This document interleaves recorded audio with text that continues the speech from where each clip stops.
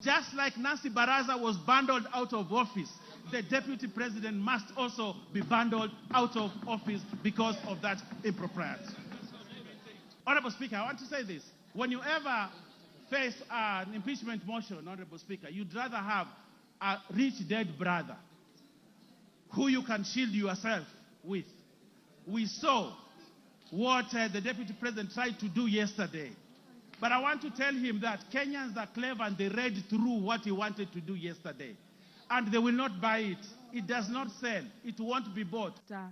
Speaker, if the deputy president had been quiet, he would have carried many people in this house. But he did not tame the tongue. And every time he spoke, he's just showing further and further division of the country. And I feel sad as a country that many people, even my friends, because I have many friends in central Kenya, who are calling me, are not calling me from a governance perspective. They are telling me, please save us Mount Kenya. Mr. Speaker, when will we ever reach a point as a country when we look at governance issues and not ethnic parochial issues that have divided the country for a long time, Mr. Speaker? Mr. Speaker, I do empathize with the deputy president, and I wish the hand he extended to the president, he had done it much earlier. Mr. Speaker, I hope he learns from the experience of Coriolanus of ancient Rome, who had won many battles, and his fame preceded him. But when he got in politics, his mouth brought him down. Mr. Speaker, I support. Honorable Speaker, thank you very much. I have been accused by the Deputy President of bias, indicating that I cannot preside over these impeachment proceedings because I am biased. I want to confirm that when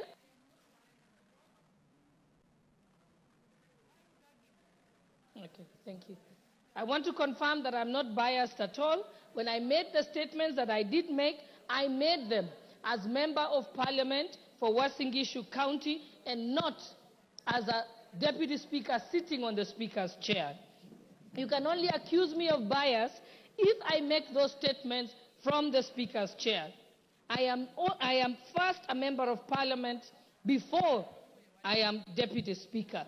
If the law contemplated a situation where I am gagged as Deputy Speaker, I would have been expected then by that law to resign like the substantive Speaker does in that case.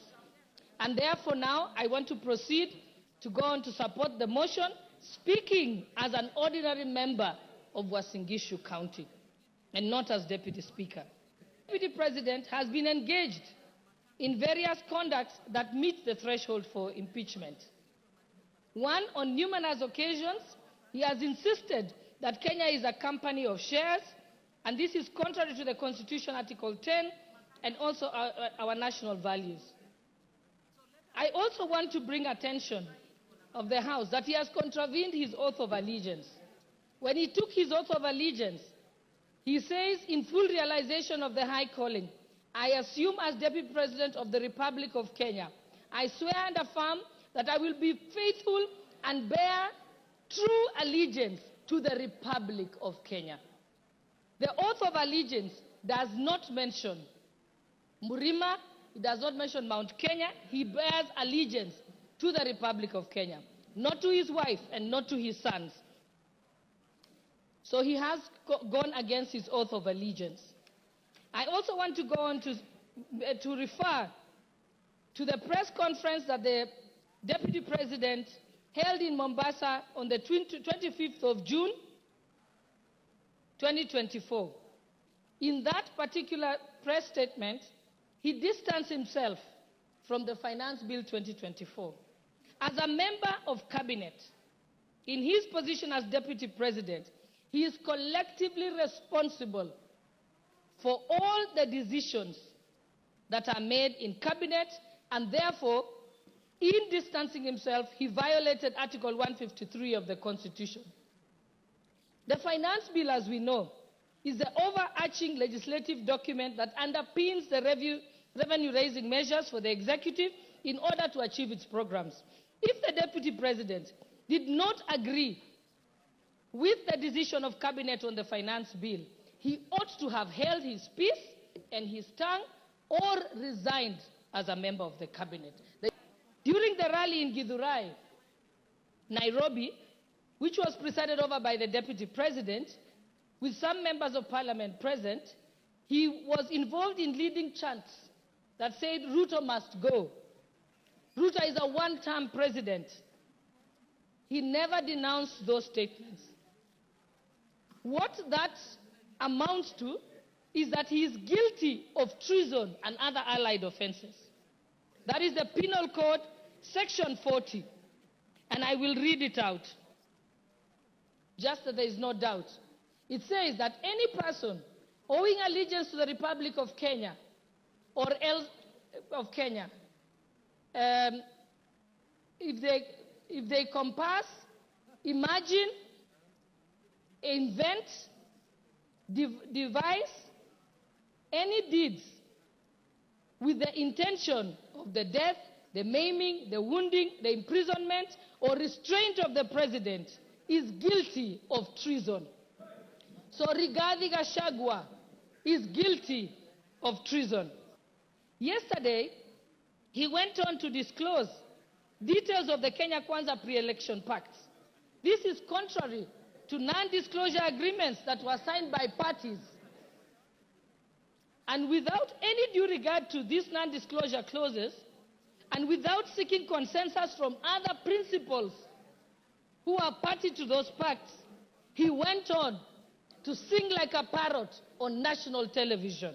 That is unbecoming behavior of a person who holds an office as high as that of the Deputy President of the Republic of Kenya. I support this motion. Thank you, Honorable Speaker. Behind the veneer of humility that Kenyans saw on national TVs on Sunday, pretending to apologize, is a dark face of violence. Is a dark face, Honorable Speaker, that is a great danger to our nationhood, to the unity of our republic, Honorable Speaker. Rigathi Gachagua does not believe in an indivisible country. He believes in parochial, selfish, regional, and sectarian interests. And for that reason, Honorable Speaker, we ought and we should impeach the Honorable Rigathi Gachagua. On Olive Garden Hotel, he claims that this hotel was sold by executors to a third party. Honorable Speaker, if you peruse through the documents, the third party that is said to have bought this hotel, Honorable Speaker, and allow me, Honorable Speaker, first to tell you that the joint executors of the will of the late Governor Rigathi Gachagua were Rigathi Gachagua, Advocate Njoroge Regeru, and one Mr. Mwai, who was said to have been his great friend, Mwai Madhenge. And Honorable Speaker, if you read the report filed in court by the joint will executors, filed on the 27th of June this year, it says in the report that the joint will executors will make decisions independently of the beneficiaries and without influence from any beneficiary, except for one who is both a beneficiary and an executor. The joint will executors does not have the same attributes and mandates as for trustees, where beneficiaries would play a part assisting in decision making. What this is saying, Honorable Speaker, a document filed in court, is that Rigathi Gachagua, as a joint will executor, was also a beneficiary of the estate of his late brother. He was not only a joint will executor, he was also a beneficiary, and he was also a purchaser for value of the estate of his late brother.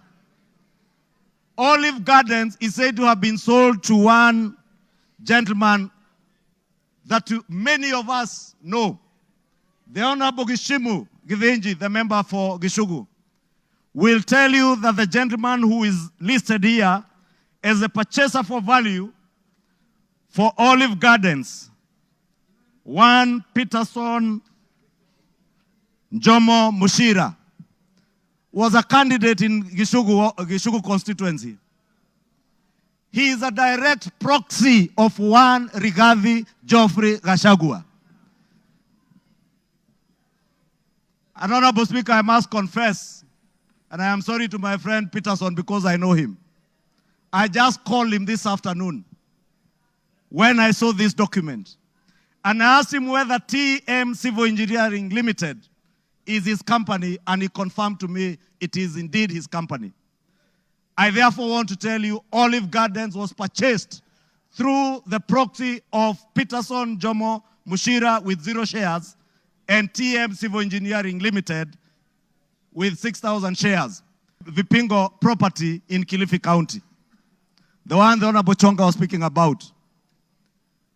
Rigathi Gachagua told Kenyans on national TV that this property is still owned by the family and therefore is still part of the estate.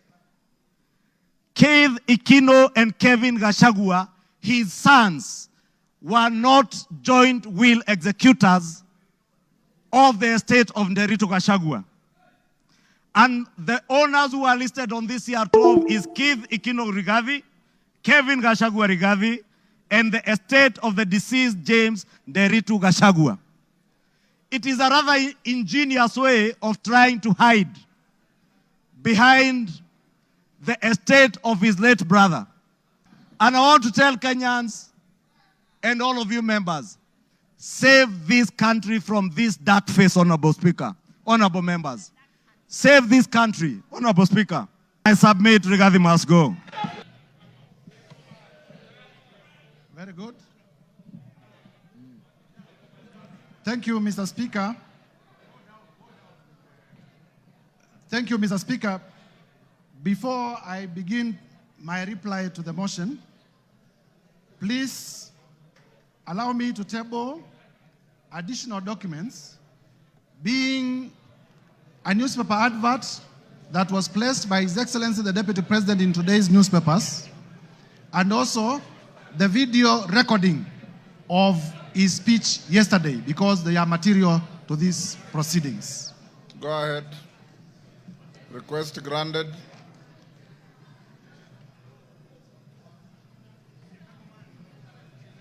Mr. Speaker, I have tabled the two documents, electronic and physical, because during the course of this debate, members in many instances had referred to them, and therefore it is only fair that they are part of the record. Number two, Mr. Speaker, allow me to thank... The documents were available to me earlier, and I ruled that they are admitted. Thank you, Mr. Speaker.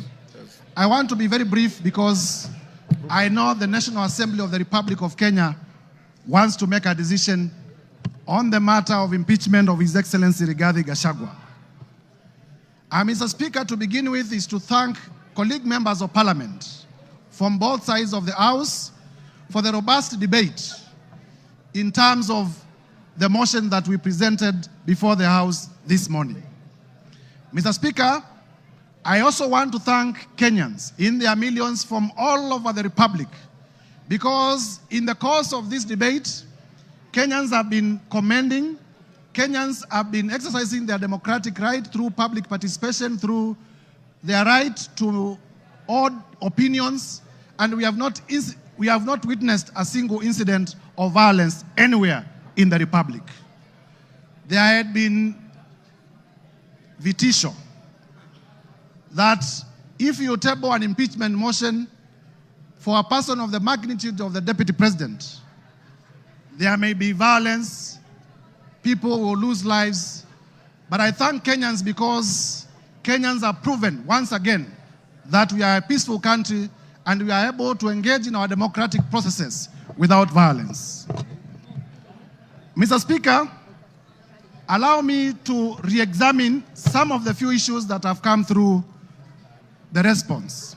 First is to let Kenyans know that His Excellency Rigathi Gachagua has filed a response of 501 pages, and the response has come at 4 p.m., and I was only able to be given the response about an hour ago. And therefore, in terms of the doctrine of equality of arms, I feel that I needed adequate time so that I may be able, during my reply, to respond to some of the things that he has raised in his response. However, be that as it may, I want to refer members to page 99 of his response. In the morning, I did tell members that His Excellency Rigathi Gachagua has acquired properties through corruption and through money laundering. And when he has come before this house, he has told you that the hotel that he acquired in Nyeri was acquired through a loan. However, the only document exhibited as evidence of that loan is a letter of offer from Credit Bank Limited. There is no evidence exhibited by Mr. Rigathi Gachagua, the current Deputy President, to the effect that the loan was actually finalized, to the effect that he actually got the loan. Mr. Speaker, as a term of the letter of offer, in terms of lien and set-off, and I read, a lien and set-off of a fixed deposits of LN Crystal Kenya Limited for an aggregate amount of 300 million Kenya shillings. Interest accrued shall be credited to your deposit settlement account. Mr. Speaker, in simple terms, what this means is that Mr. Rigathi Gachagua had a fixed amount in cash of 300 million in his account, which was going to be used as a security. I asked Mr. Rigathi Gachagua to tell us where he had gotten this 300 million if my allegations that he's laundering money are not true. And therefore, by virtue of his response, it confirms my assertions that he has monies, he has wealth, he has cash that is suspect. If you may give me my phone. In terms of whether Kenya is a company or not. Do you want information from member for West Mugirango? Yes, you may. Go ahead. Mr. Speaker, I want to inform the Honorable Mutuse that the director for Credit Bank Kenya Limited is one Grace Nyachai, who hails from Nyeri and is a relative of His Excellency Rigathi Gachagua, and therefore I say no more. I thank you, Mr. Speaker. Mr. Speaker, it is important for this House to note that in the morning, I did present evidence of suspicious money transactions. I did present evidence that His Excellency Rigathi Gachagua, either by himself or through relatives or through proxies, has acquired properties that are way beyond his known sources of income, and that evidence remains uncontroverted. Turning, Mr. Speaker, to the issue of whether Kenya is a company owned by shareholders. Mr. Rigathi Gachagua is playing with the intelligence of members of parliament and with the intelligence of Kenyans by attempting to twist facts. First, in terms of the law, companies are registered under the Companies Act. They are not registered under the Political Parties Act. So to come before Kenyans and to say that there were coalition agreements registered and therefore those coalition agreements are companies is to play around with our intelligence, because we know companies are registered under the Companies Act, they are not registered under the Political Parties Act. Further, Mr. Speaker, this Rigathi Gachagua was selectively chosen the sections of the Kenya Kwanza coalition agreement to rely on, and he has failed to read the document in whole. Under clause 20 of the Kenya Kwanza coalition agreement, that clause provides as follows: that there is need to achieve an inclusive government that reflects the face of Kenya. Rigathi Gachagua chose not to tell us that the coalition agreement also talked about the face of Kenya and not a company of some people to the exclusion of others. Clause 6 of the Kenya Kwanza coalition agreement provides for respect for constitutionalism. The articles of the Constitution that I stated. It provides for respect to the rule of law. It provides for respect to the national values and principles of government under Article 10, and it provides for respect to devolution. Mr. Rigathi Gachagua did not tell us that. Clause 22G of the coalition agreement among the Kenya Kwanza political parties provides that there will be adjustments that may be necessary to accommodate the development priorities of other parts of the country to ensure equitable distribution of Kenya's national resources and wealth for the benefit of every citizen and every part of Kenya. This Mr. Rigathi Gachagua could not tell you because it was going to destroy his case. And therefore, honorable members, I urge you to find that Mr. Rigathi Gachagua, in his assertions about shareholding and a company, it was not in reference to political parties, it was in reference to regions, it was in reference to communities, and the evidence that we provided remains uncontroverted, and this ground must be confirmed. Mr. Speaker, on the issue of KEMSA, again, to show a man who is a flip-flop, yesterday on live television, Honorable Rigathi Gachagua admitted that he personally called Dr. Andrew Mulwa by his own phone yesterday on television. Today, appearing before us, he denies that he did not call him. So, which part of his testimony do we believe? Do we believe the testimony that he gave yesterday on national television, that he did call Dr. Andrew Mulwa, and that he sent his own son to Dr. Andrew Mulwa to collect the bid bond? Or do we believe the testimony that he has brought today, altered testimony that he has brought today? I urge you to find that Mr.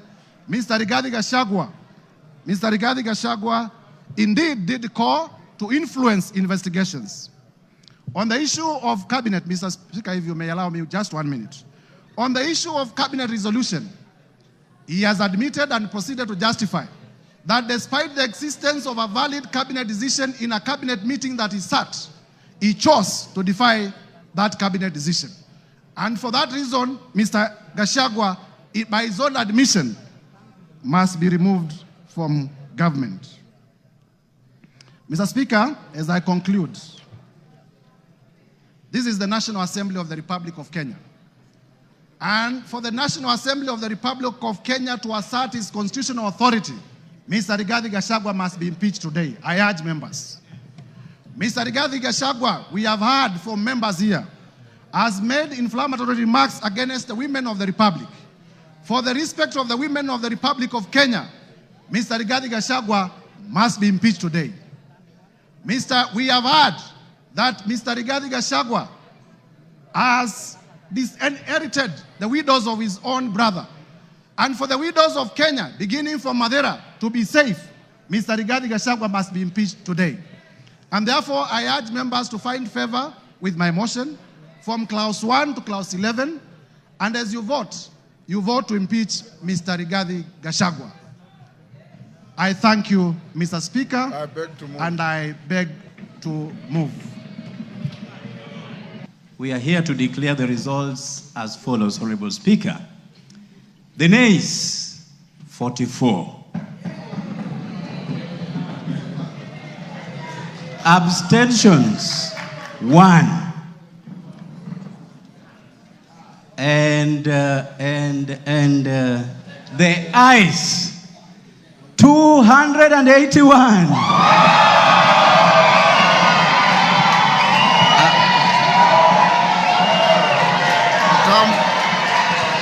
Come forward.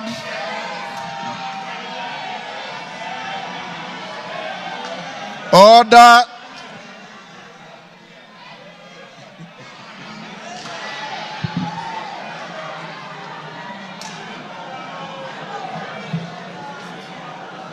Take your seats.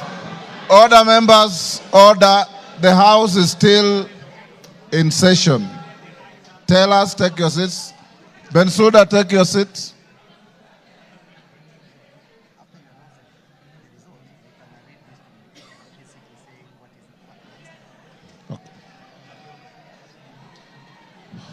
Order, members, order. Members, the results of the division on the motion are as follows. Abstentions, 1. The noes, 44. The ayes 281. So the ayes have it.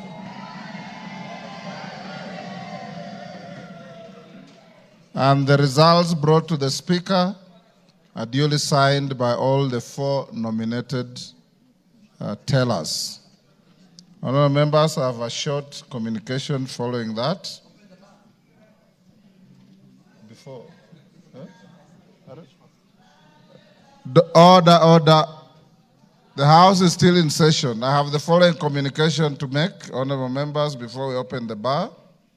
On the decision of the National Assembly, on the special motion on the proposed removal from office by impeachment of His Excellency Rigathi Gachagua, the Deputy President of the Republic of Kenya. Honourable members, as I had guided the House earlier in today's sitting, Article 145(2) of the Constitution sets a threshold of at least 2/3 of the members of the National Assembly to vote in support of a special motion for proposed removal by impeachment of the Deputy President of the Republic for the motion to be carried.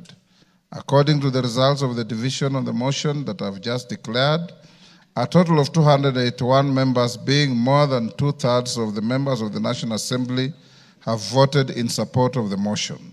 Article 145(2)(a) of the Constitution provides that, I quote, if a motion under Clause 1 is supported by at least 2/3 of all members of the National Assembly, the Speaker shall inform the Speaker of the Senate of the resolution within 2 days.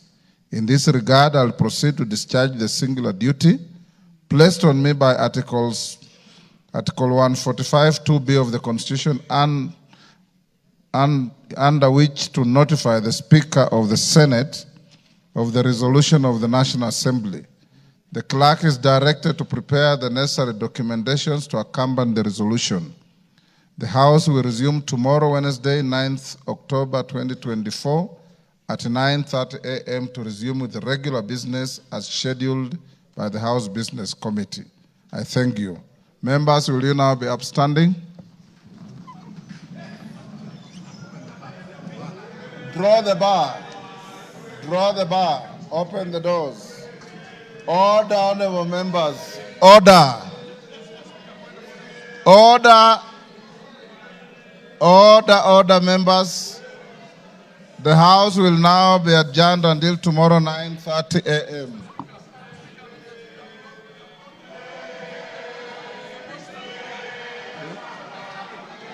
I have.